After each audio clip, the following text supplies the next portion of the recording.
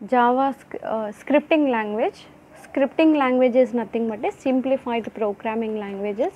Mostly scripting languages are interpreted at runtime but not compiled, which is nothing but a scripting languages cannot be compiled directly, it will be interpreted during the runtime.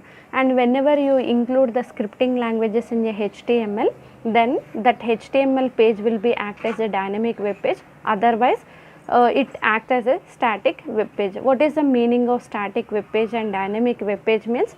For example, if you created any one button and if you click on that button, it doesn't generate any action on that. Why? Because that is a static web page. In a static web page, if you generate any action also, it doesn't handle it. Whereas in a dynamic web page, when HTML page will be act as a dynamic web page means whenever you include the scripting languages in a HTML. So here mostly why we include the scripting languages in a HTML means to create a dynamic web pages. What is the meaning of dynamic web page means? For example, if you created any one button and you click on that button, it is going to be generating some action.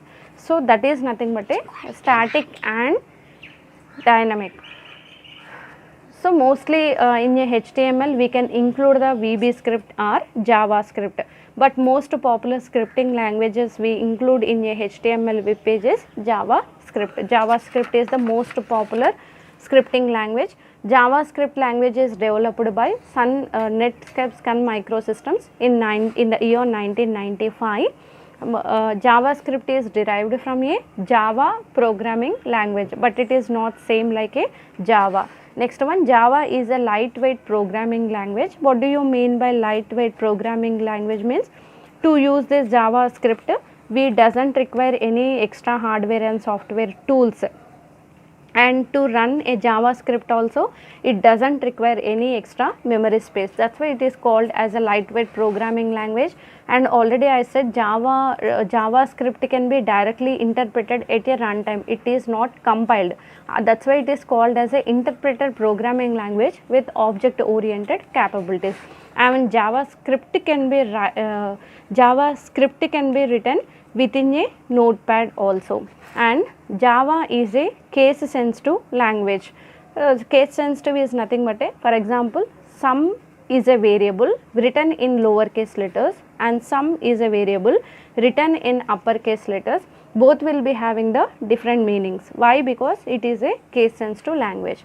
Next one, mainly to develop a client side applications we use the JavaScript, and JavaScript handles the date and time.